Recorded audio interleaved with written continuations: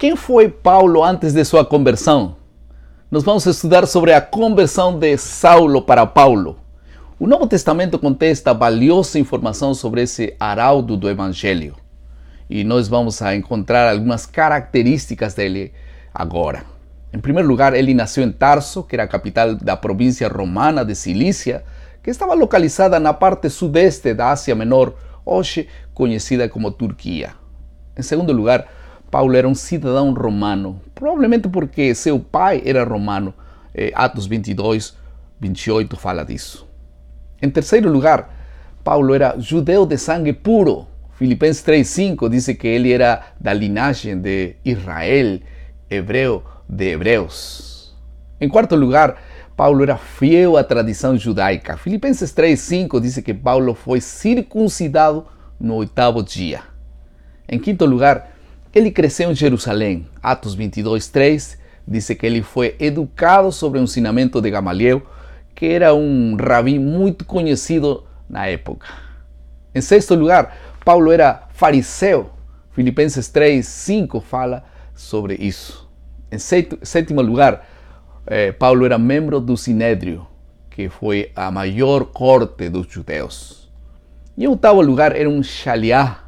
Um shaliá era um agente oficial nomeado pelo Sinédrio para desempenhar várias funções religiosas.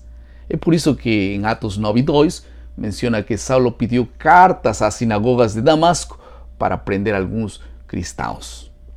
Agora vamos entender algumas lições, 3 lições sobre a conversão de Saulo ou de Paulo. Em primeiro lugar, Atos 9:3 diz que de repente uma luz do céu o cercou. Deus é a luz e onde há luz não há escuridão. Amém? A luz representa a verdade de Deus e também representa a Jesus. 2 grandes bênçãos que nunca devem faltar na vida de todo ser humano. A luz da presença de Deus e a luz da verdade de Deus. Por isso que Paulo conheceu a Jesus e Paulo conheceu a verdade de Jesus. Isso foi muito claro e evidente logo na conversão de Paulo.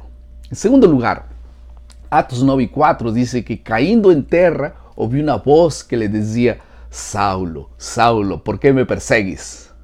Essa repetição do nome 2 vezes é uma expressão típica dos judeus. Jesus pronunciou o nome de Marta 2 vezes, lembra? Marta, Marta. Pronunciou também o nome de Jerusalém 2 vezes, quando ele chorou, ele disse Jerusalém, Jerusalém. Isso significa geralmente que quando uma pessoa tinha um forte vínculo de amor com o outro, ele podia expressar 2 vezes seu nome. E por isso que quando Paulo escutou o nome, ele disse: quem é, Senhor? Ou outras palavras, quem se atreve a me chamar por meu nome 2 vezes? Porque eu não conheço essa voz. Isso mostra que Saulo realmente não conhecia Deus. E por uma razão simples não conhecia Deus, porque ele não reconheceu a sua voz. A terceira lição está em Atos 22:10, que diz que Paulo, tremendo e temeroso, disse ao Senhor: Senhor, que farei? Essa resposta realmente soa como música nos ouvidos de Deus. E quando alguém reage voluntariamente ao chamado de Deus, há uma grande alegria no céu, você não acha? Na verdade, não há boa vontade no ser humano. O que acontece é que qualquer reação positiva do ser humano é apenas um reflexo da bênção de Deus, da ação divina, da iniciativa de Deus. Paulo não disse: Senhor, por favor, me dá provas. Ou ele não disse tampouco: espera um pouco, não? Como muitos falam. Ele disse simplesmente: Senhor, que farei? Em outras palavras, esse foi o sim de Paulo. Chega um momento na vida, sabem vocês, que todos devem tomar uma decisão de dizer sim ou não a Deus. Nas manhãs, nas tardes, na vida. E esse foi o ponto de partida da nova vida de Saulo para Paulo. No pó da terra, ele aprendeu a reconhecer o amor e também a bondade de Deus.